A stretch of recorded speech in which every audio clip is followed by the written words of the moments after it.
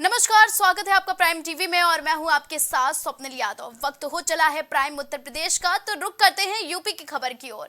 मुख्यमंत्री योगी आदित्यनाथ आज 3 जिलों के दौरे पर रहेंगे। सीएम योगी अंबेडकर नगर, अयोध्या और गोंडा का दौरा करेंगे। सीएम योगी के कार्यक्रम के मुताबिक अंबेडकर नगर में 2 निजी औद्योगिक विकास परियोजनाओं का शुभारंभ करेंगे। योगी आदित्यनाथ गुरुवार को लगभग 3 घंटे अयोध्या में रहेंगे। वहीं मुख्यमंत्री अपराह्न 12:45 पर अयोध्या राम कथा पार्क स्थित हेलीपैड पर उतरेंगे। वहां भाजपा पदाधिकारी उनका स्वागत करेंगे और इसके बाद वो हनुमानगढ़ी जाएंगे और रामलला जन्मभूमि मंदिर में रामलला के दर्शन करेंगे।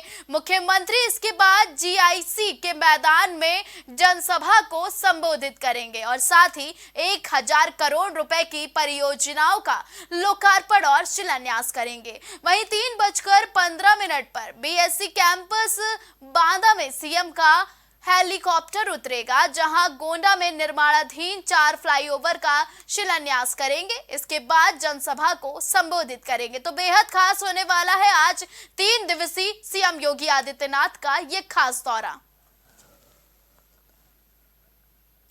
एक तरफ देश भर में सीएए लागू हो गया है। नोटिफिकेशन जारी होते ही लोगों में विरोध प्रदर्शन देखने को मिला है, तो दूसरी तरफ सीएए लागू होने के बाद लगातार लोगों के बीच आक्रोश बढ़ता ही जा रहा है। रोष के कारण वहीं प्रदेश की राजधानी लखनऊ में विश्वविद्यालय में सीएए को लेकर छात्र छात्राओं ने हाथों में बैनर पोस्टर लेकर विरोध प्रदर्शन किया। आपको बता दें कि संविधान स्थल पर छात्र संगठन के लोगों ने जमकर विरोध भी जताया है।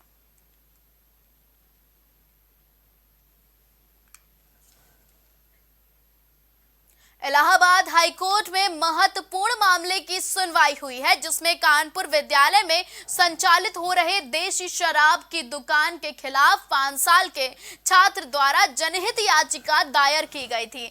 वहीं आबकारी अधिकारी और लाइसेंस धारक से एफिडेविट देने का आदेश दिया गया है और कोर्ट द्वारा मामले को लेकर 28 अप्रैल की तारीख तय की गई है। अब 28 अप्रैल को इस मामले पर कोर्ट द्वारा सुनवाई की जाएगी। मामला कानपुर नगर में अवैध रूप से संचालित एक देसी शराब के ठेके से जुड़ा हुआ है।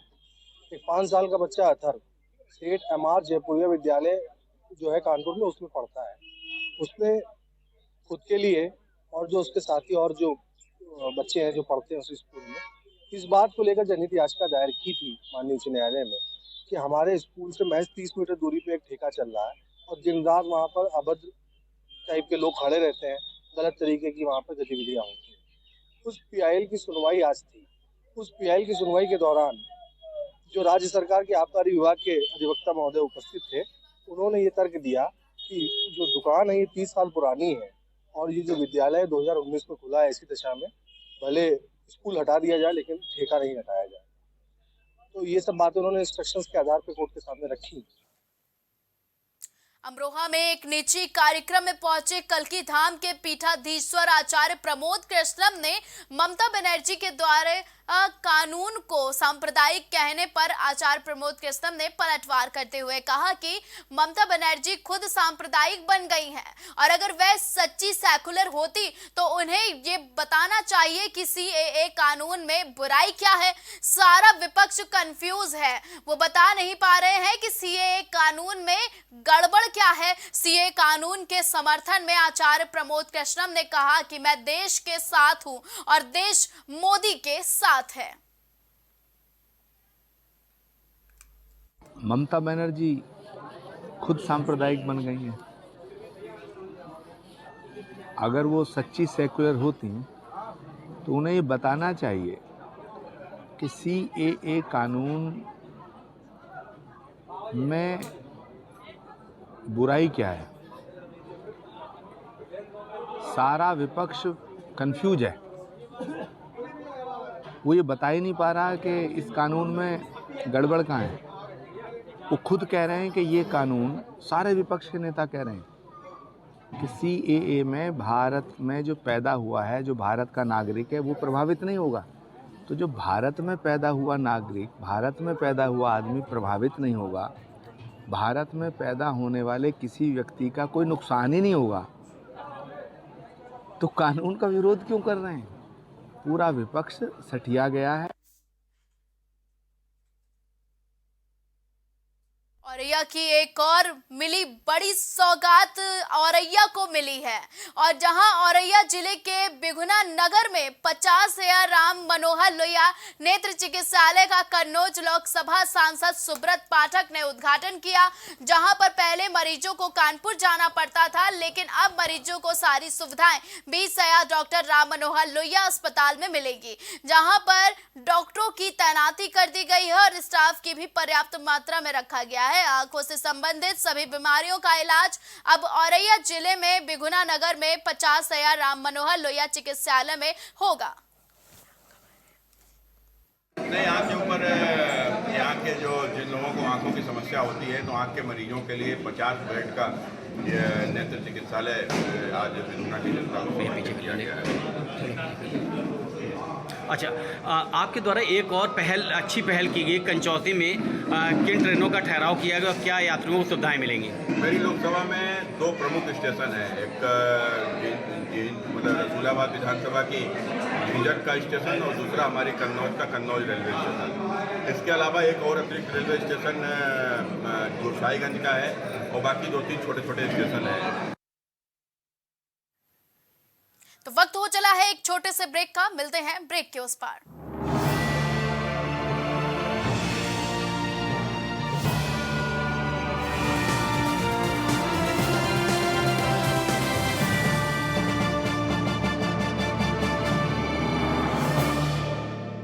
प्रधानमंत्री श्री नरेंद्र मोदी का संकल्प है कि देश का हर नागरिक पोषित, सशक्त और समर्थ बने। जब पूरा विश्व इस सदी की सबसे बड़ी महामारी कोविड-19 से जूझ रहा था, उस दौरान प्रधानमंत्री श्री नरेंद्र मोदी जी के नेतृत्व में भारत सरकार ने प्रधानमंत्री गरीब कल्याण अन्न योजना का संचालन कर देश के गरीबों की खाद्य सुरक्षा सुनिश्चित की। इसी संवेदनशीलता को जारी रखते हुए आज 80 करोड़ से भी ज्यादा लोगों को मुफ्त अनाज दिया जा रहा है। सभी को अनाज, पोषित समाज।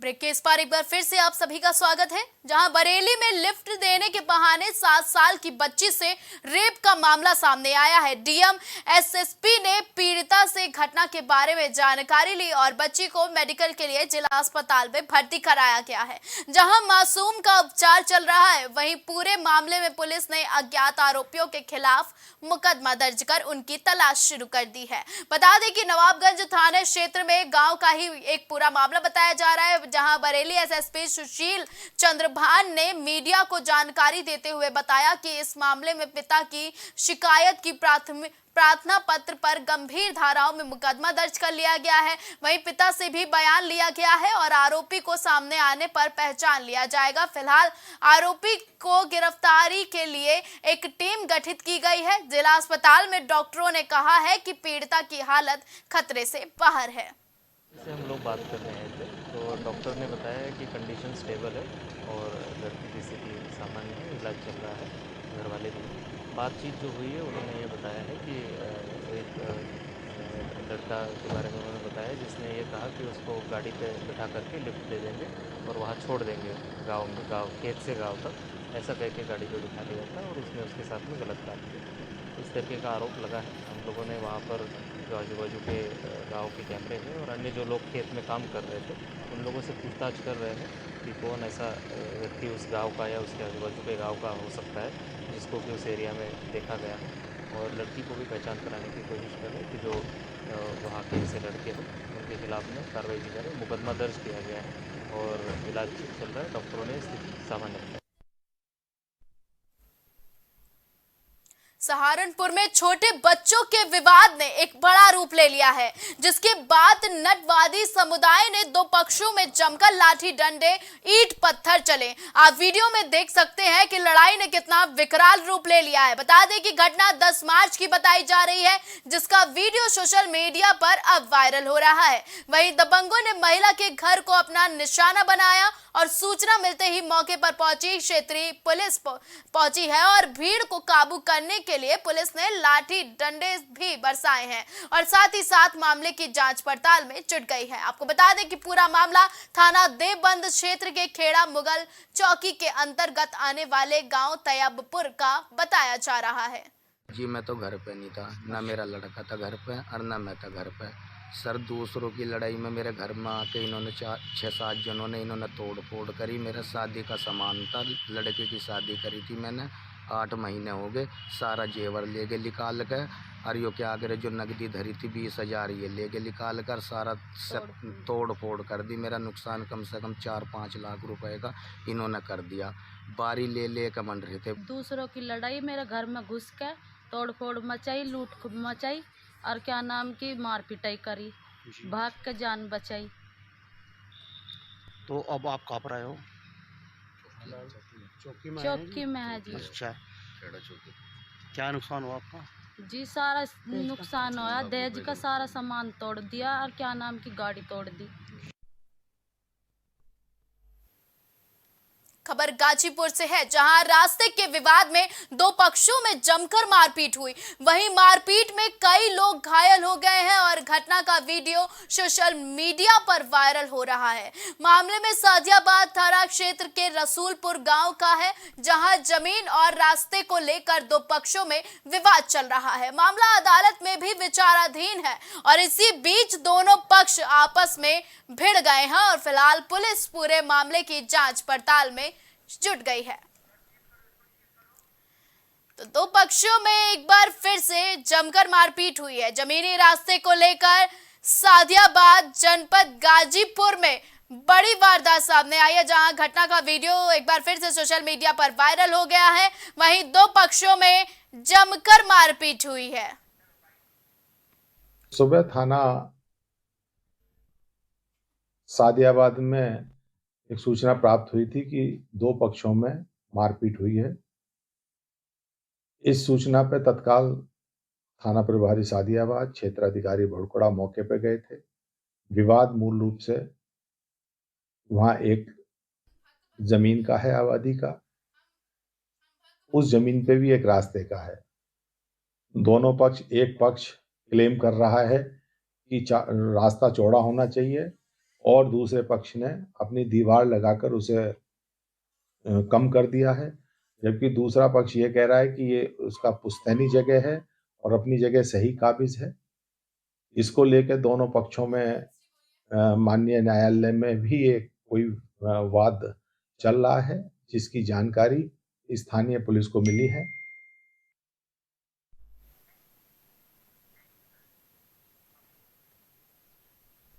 उत्तर प्रदेश के महाराजगंज जिले में आज एक दिल दहला देने वाला बड़ा मामला सामने आया है, जहां नचलौल थाना क्षेत्र में घोड़हवा में एक महिला ने कमरे के अंदर अपनी 2 मासूम बच्चियों की हत्या कर आत्महत्या की कोशिश की है। सूचना पाकर मौके पर पहुंची पुलिस ने शव को कब्जे में ले लिया है। वहीं घायल महिला को जिला अस्पताल में मेडिकल कॉलेज के लिए रेफर कर दिया गया है। तो बड़ा मामला सामने आया है, जहां एक महिला ने अपनी आत्महत्या से पहले अपनी बच्चों की हत्या कर खुद को आत्महत्या करने के हवाले किया।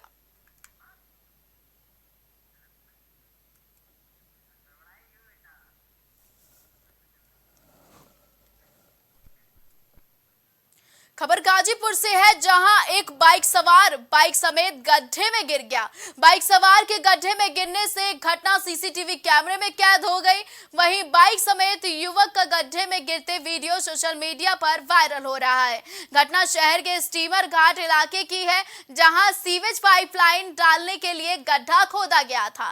गड्ढे में गिरे बाइक सवार को स्थानीय लोगों ने किसी तरह गड्ढे से बाहर निकाला है।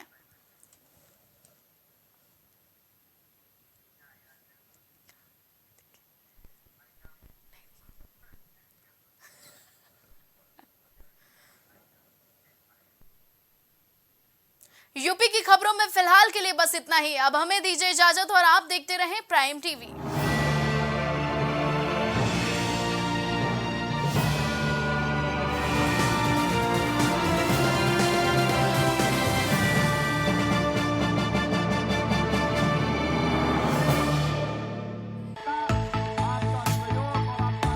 कुछ भाव पुष्प।